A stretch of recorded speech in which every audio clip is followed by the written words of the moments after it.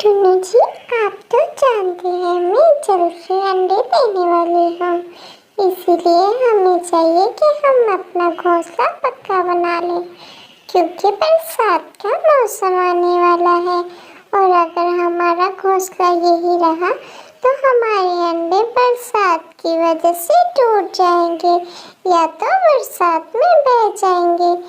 हाँ बिल्कुल टूनी, मैं सब जानता हूँ, लेकिन मेरे पास बिल्कुल पैसे नहीं हैं। मैं कहाँ से तुम्हें पैसे दूँ?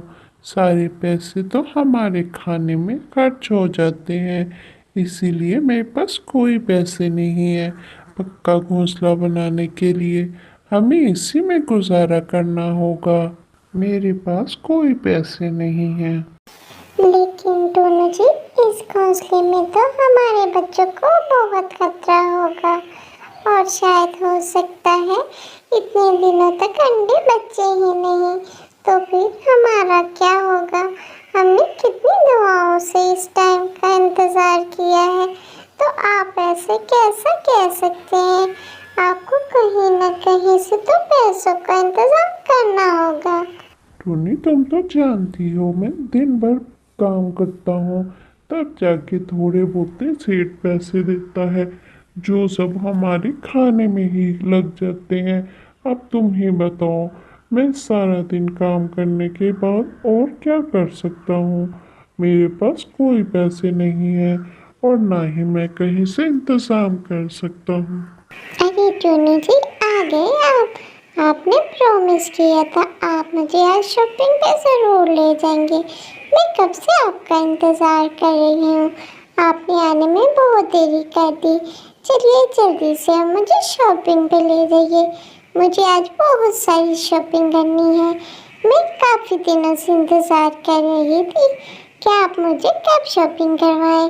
अब जल्दी से चलिए ना, मेरा मुंह क्या देख रहे हैं? मुझे बहुत सारी साड़ियाँ लेनी है और घर के लिए काफ़ी बर्तन भी लेने हैं और हाँ, मुझे अपने प्यारे से जूते भी लेने हैं।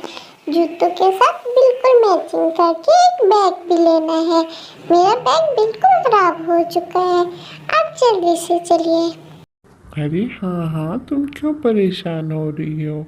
मैं तुम्हारे लिए ही तो कमाता हूँ।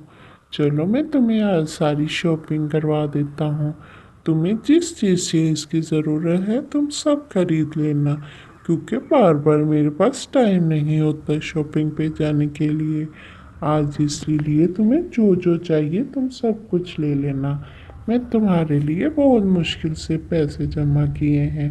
उधर टूनी भी बहाने बना रही थी पैसे लेने के, लेकिन मैंने उसका कोई बहाना नहीं चलने दिया और अपनी प्यारी सी स्वीटी के लिए ले आया हूँ।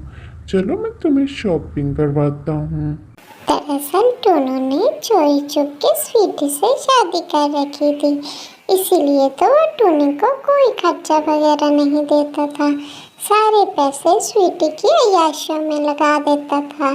टोनी बहुत परेशान थी और वो कुछ कुछ जान भी रही थी कि टोनू का कहीं और चक्कर चल रहा है, लेकिन वो ये नहीं जानती थी कि टोनू ने शादी कर रखी है।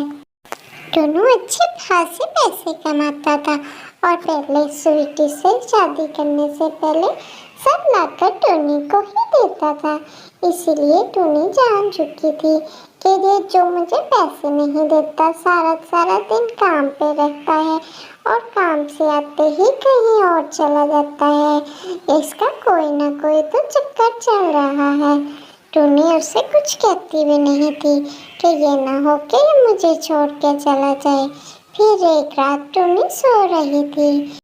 टोनी जैसे ही देखता है कि टोनी गहरी नींद सो गई है, अब मैं स्वीटी के पास आसानी से जा सकता हूँ।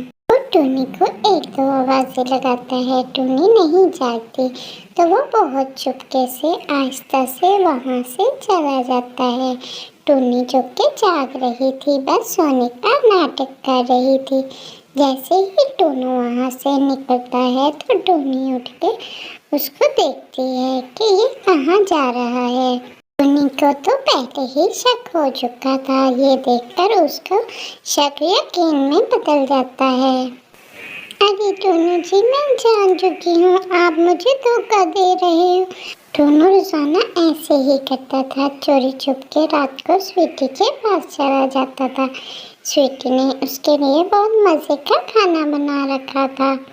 टोनू जी, आपने आने में बहुत देरी कर दी, खाना ठंडा हो रहा है, जल्दी से खाना खा लीजिए, मुझे आपसे बहुत सारी बातें करनी है। और हाँ, मेरे किचन की स्लैब्स टूट गई हैं, मुझे उसके लिए कुछ पैसे चाहिए, तो आप पैसे लेकर आए हैं ना, मुझे वो स्लैब सुबह बनवानी है, मेरा किचन बहुत बुरा लग रहा है। मेरी दोस्त की शादी है और उसके लिए मैंने शॉपिंग करने जाना है, तो मुझे बहुत से पैसों की ज़रूरत है, मुझे कोई बहाना नहीं चाहिए, मुझे पैसे ला के दीजिएगा, कल मैं अपनी दोस्त की शादी के लिए ढेर सारी शॉपिंग करनी है, मुझे कल या परसों लाजमी जाना है, इसीलिए आप लेट मत कीजिएगा। अरे मेरी जान, तुम्हें परेशान होने की क्या ज़रूरत है? तुम्हारा टूनू है ना, तुम्हारी शॉपिंग भी हो जाएगी और तुम्हारे कैबिन भी बन जाएंगे। तुम्हें फ़िक्र करने की कोई ज़रूरत नहीं। बस मुझे बहुत ज़ोरों से भूख लगी है, अब मुझे खाना खाने दो। थोड़ी ही देर में मुझे निकलना है, ये ना हो टूनी जाग जाए और उसको पता चल जाए कि मैं वहाँ नहीं सोया हुआ। इसीलिए मैं जल्दी से खाना खा लेता हूँ और कल तुम्हारी शॉपिंग का इंतज़ाम कर लूँगा, इसलिए तुम बिल्कुल परेशान मत हो। स्वीटी बहुत ही घमंडी और फजूल खर्च चिड़िया थी, हमेशा शॉपिंग में पैसे उड़ाती रहती थी, और घर तो अपना उसने ऐसे बना रखा था जैसे किसी रानी का घर हो, सारे टूनू के ही पैसे लगे हुए थे। जब से टूनू से शादी की थी उसके तो जैसे भाग ही खुल गए। वो पहले बहुत ही गरीब थी और जहाँ टूनू काम करता था उनकी नौकरानी थी, लेकिन जब से उसकी शादी टोनू से हुई वो तो ऐसे रहने लगी जैसे किसी जंगल की रानी हो। वो हर वक्त टोनू पर रोब झाड़ती रहती थी और उसे टोनी के पास कम जाने देती थी, ताकि वो टोनी का ख्याल ना रख पाए और ना ही उसको पैसे दे, और टोनी तंग आकर खुद ही घर छोड़कर चली जाए। टोनू ने टोनी से भी पसंद की शादी की थी और स्वीटी से भी प्यार हो गया था। ये तो बहुत ही अजीब चिड़ा था। स्वीटी हर वक्त उसको डांटती रहती थी, लेकिन टूनू तक पलट कर कोई जवाब नहीं देता था। और उधर एक टूनी थी जो जरा भी बात करती तो टूनू उसके उड़ के गले लगता था और उसकी कोई बात बर्दाश्त नहीं करता था। टोनी, मैंने पैसों का इंतज़ाम कर लिया है। मैंने अपने मालिक से बात की थी, तो उन्होंने साफ साफ पैसे देने से मना कर दिया। लेकिन फिर मैंने अपनी मालकिन से बात की, तो उन्होंने बोला है ठीक है, तुम्हें जितनी रकम चाहे ले लो, लेकिन फिर मुझे वापस लौटा देना। इसीलिए तुम जाओ और मालकिन से वो रकम ले आओ। वो पहाड़ी के पास तुम्हें बुला रही हैं। उन्होंने बोला था कि टूनी को ही भेजना, मैं उसी को रकम दूंगी। दरअसल ये टूनू और स्वीटी का प्लान था कि टूनी जैसे ही पहाड़ी पे आएगी तो उसको दरिया में धक्का दे देंगे और खुद जिंदगी में ऐश करने लग जाएंगे। टूनी वहां जाकर देखती है तो पहाड़ी पर स्वीटी बैठी होती है। टूनी जाकर उसको मालकिन ही समझती है और उससे बात करने लग जाती है, लेकिन स्वीटी बहुत गुस्से से टूनी को देख रही थी और टूनू भी थोड़ी ही देर में पीछे से आ जाता है। स्वीटी जैसे ही टूनी को धक्का देने लगती है, टूनी हट जाती है और स्वीटी पानी में गिर जाती है। टूनी स्वीटी को बचाने की बहुत कोशिश करती है। टूनू भी बहुत चिल्ला रहा था कि कोई स्वीटी को बचाओ, लेकिन टूनी भी स्वीटी को नहीं बचा पाई और वापस टूनू के पास आ जाती है। टूनी सब कुछ समझ गई थी, वो जान गई थी कि स्वीटी और टूनू उसको मारने के लिए ही आए थे। पहले तो वो बहुत हैरान और परेशान बैठी टूनू की बातें सुनती रहती है। टूनी, तुम माफ़ कर दो, मुझसे बहुत बड़ी गलती हो गई है। दरअसल स्वीटी बहुत ही तेज चिड़िया थी, उसने मुझे अपने चुंगल में फंसा रखा था। मैं बहक गया था, मुझे पता ही नहीं चला कि मेरी असल जिंदगी तो तुम ही हो। तुम मुझे इस सब के लिए माफ़ कर दो। तुमने मुझे माफ़ कर दिया है ना? बताओ ना टूनी, तुम मेरी बहुत अच्छी पत्नी हो। बस टुनु, अब तुम बस कर दो। तुम तो बहुत चिड़े हो, बल्कि तुम चिड़े क्या, तुम चिड़े कहलाने के लायक ही नहीं हो। इतनी जल्दी तो गिरगिट भी रंग नहीं बदलता जितनी जल्दी तुम बदल लेते हो।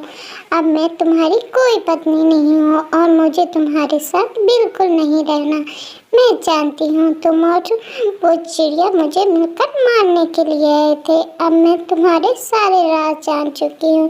तुम इसीलिए मुझसे रूखे रूखे रहते थे और इसीलिए मुझे पैसे भी नहीं देते थे।